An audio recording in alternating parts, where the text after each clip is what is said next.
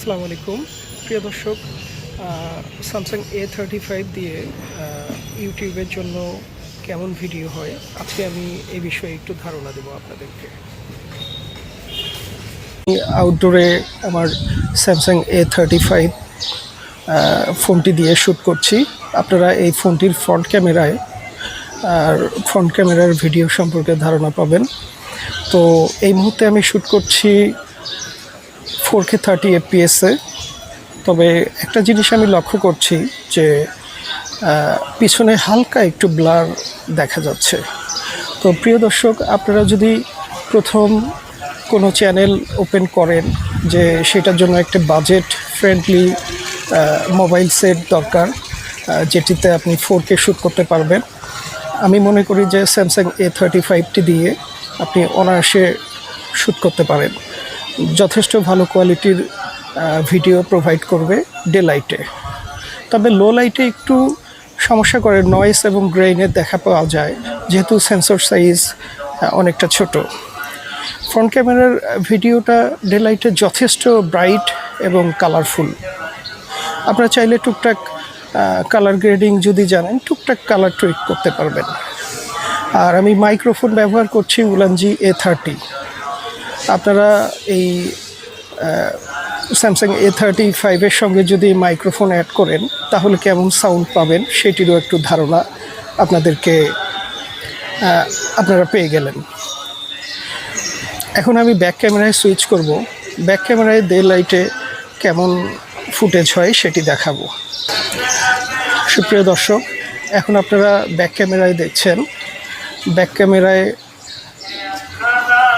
OIS আছে। তো 4K 30 FPS shoot করছি। আপনারা দেখতে পাচ্ছেন যে ফুটেজের কোয়ালিটি কেমন, ডাইনামিক রেঞ্জ কেমন।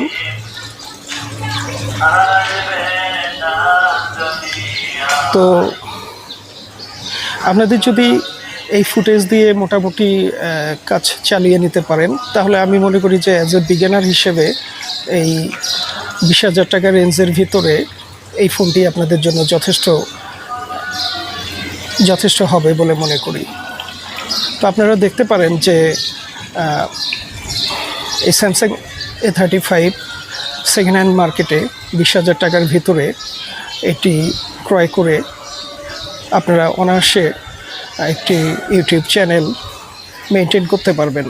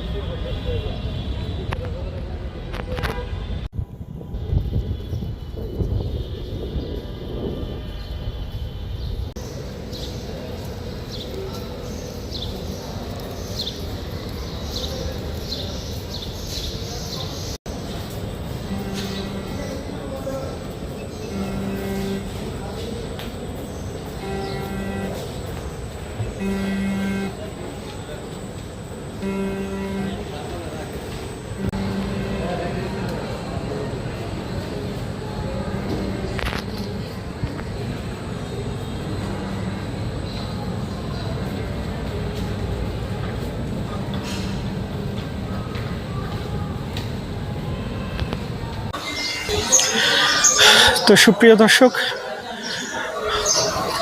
বেসিক্যালি এইটা সম্পর্কে A35 সম্পর্কে আপনারা গুগলে সার্চ করে এর স্পেসিফিকেশনটা দেখে নিতে পারবেন। আর অসংখ্য রিভিউ আছে ইউটিউবে।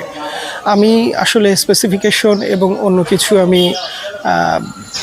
দেখানোর প্রয়োজন মনে করছি না, কারণ ভালো ভালো ইউটিউবের রিভিউয়াররা এটা সম্পর্কে অনেক ইনফরমেশন দিয়েছেন।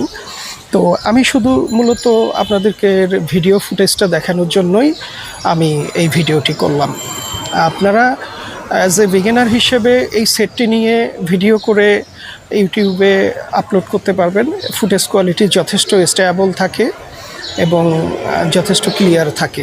তবে লো লাইটে একটু নয়েজ এবং গ্রেনের দেখা পাওয়া যায়, এটা স্বাভাবিক। লো লাইটে ফোনের ফুটেজ খুব একটা বেশি ভালো হয় না। তো ধন্যবাদ সবাইকে, আজকে এই পর্যন্তই। আমার জন্য দোয়া করবেন। আসসালামু আলাইকুম।